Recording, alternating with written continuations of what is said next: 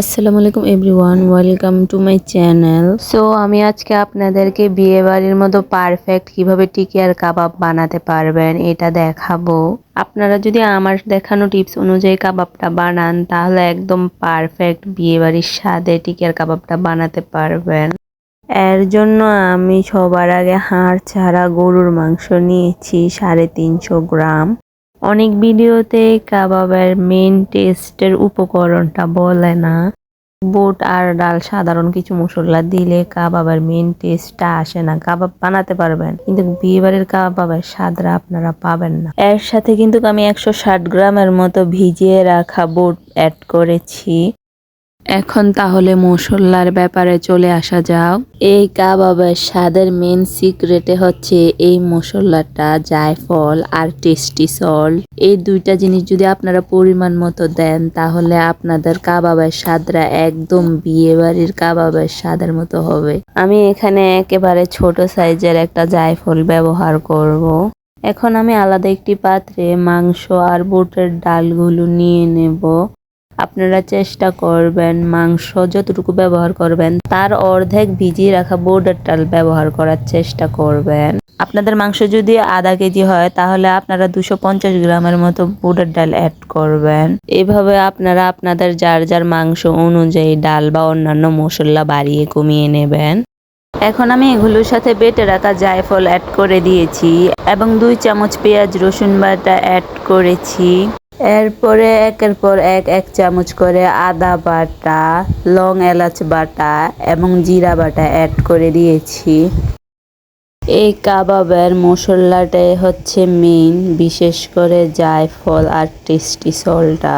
এখন এগুলো অ্যাড করার পর আমি এর সাথে স্বাদ মতো লবণ এবং আমার কাছে ঝাল বেশি ভালো লাগে এই জন্য এগুলোর সাথে আমি 2 চামচ মরিচের গুঁড়ো আর হলুদের গুঁড়ো অ্যাড করেছি। এখানে আমি হলুদের গুঁড়ো 2 চামচ অ্যাড করেছি কালারের জন্য। হলুদের গুঁড়োটা দিলে কালারটা ভালো আসে আর কি। আমি আবার এর সাথে 2 চামচ গরম মশলা অ্যাড করেছি। এই গরম মশলাটা আমি নিজে বানিয়েছি। এগুলোর সাথে আমি এলাচ, গোলমরিচ, 5 ফোড়ন সবকিছু মিক্স করে ভালো করে টেলে ব্লেন্ডার করে নিয়েছি এবং সাথে 1 চামচের মতো আমি গরুর মাংসের মশলা অ্যাড করেছি। এখন আসবে এই মশলার মেইন টেস্ট আনার উপকরণ, টেস্টি সল্ট। আমি এখানে ফুল 1 চামচের মতো টেস্টি সল্ট ব্যবহার করেছি। আপনারাও চেষ্টা করবেন ফুল 1 চামচ টেস্টি সল্ট অ্যাড করার। আমি কিন্তু পরবর্তীতে আবার টেস্টি সল্ট অ্যাড করব যখন কাবাবগুলো তৈরি করব তখন। এখন এর সাথে 2টি মাঝারি সাইজের পেঁয়াজ কুচি অ্যাড করে দিয়েছি এবং সাথে রসুন দিয়েছি 3টা। রসুনগুলোর খোসা ফেলে তারপর ইউজ করেছি। রসুনগুলো অ্যাড করার পর এর সাথে তেজপাতা সহ মিশিয়ে সবগুলো উপকরণ ভালোভাবে মিক্স করে নিয়েছি। এখন এগুলো আমি ঢাকনা দিয়ে হালকা কিছুক্ষণ জাল করে নেব। হালকা কিছুক্ষণ জাল দেওয়ার পর এগুলোর সাথে আমি আবার সরিষার তেল মিক্স করে নিয়েছি।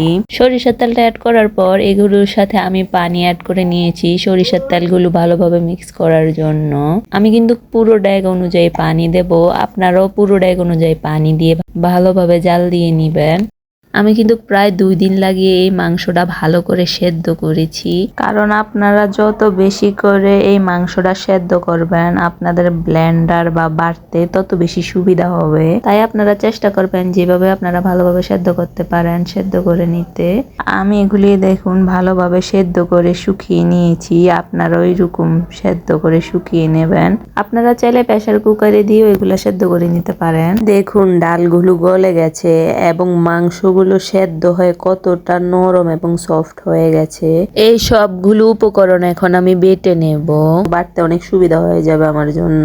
আপনারা চাইলে ব্লেন্ডারও করে নিতে পারেন, সমস্যা নেই। এখানে আমি 2টি মাঝারি সাইজের পেঁয়াজ নিয়েছি এবং 3-4টি কাঁচামরিচ কুচি করে নিয়েছি। এখন আমি বেটে রাখা ডাল আর মাংসগুলো এগুলোর সাথে অ্যাড করে দেব। আমি সবগুলো উপকরণ একসাথে বেটে নিয়েছি। এখন এগুলোর সাথে আমি একটা ডিম অ্যাড করে ফেলেছি। ডিম অ্যাড করার পর আমি 3-4টে টুস বিস্কুট গুঁড়ো করে অ্যাড করে নিয়েছি। এখন এগুলির সাথে আবার হালকা একটু মশলা অ্যাড করব। হলুদ আর মরিচ 1 চামচ করে অ্যাড করেছি এবং আধা চামচ টেস্টি সল্ট আবার অ্যাড করেছি। আপনারাও টেস্টি সল্টটা আবার দেওয়ার চেষ্টা করবেন, কারণ এই কাবাবের মেইন স্বাদে হচ্ছে টেস্টি সল্ট। সাথে আবার আমার তৈরি করা কিছুটা গরম মশলা অ্যাড করে ভালোভাবে এগুলো মিক্স করে নিয়েছি। দেখুন আমি এগুলো ভালোভাবে মেখে নিয়েছি।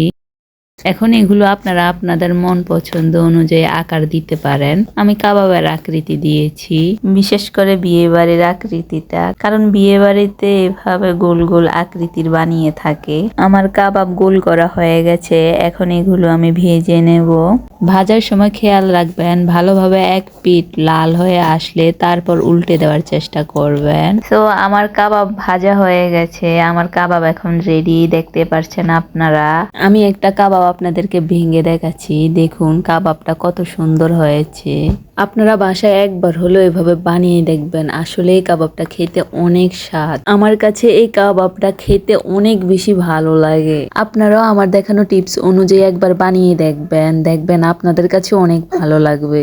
আপনারা যারা যারা আমার এই রেসিপিটা ফলো করবেন তারা একবার হলো কমেন্টে জানাবেন যে আপনাদের কাবাবটা কেমন হয়েছে প্লিজ। আর যারা যারা আমার চ্যানেলে নতুন তাদের কাছে আমার একটা রিকোয়েস্ট, আপনারা প্লিজ আমার চ্যানেলটা সাবস্ক্রাইব করে দিয়েন আর একটা লাইক করে দিয়েন প্লিজ। আজকে তাহলে এই পর্যন্ত, আল্লাহ হাফেজ।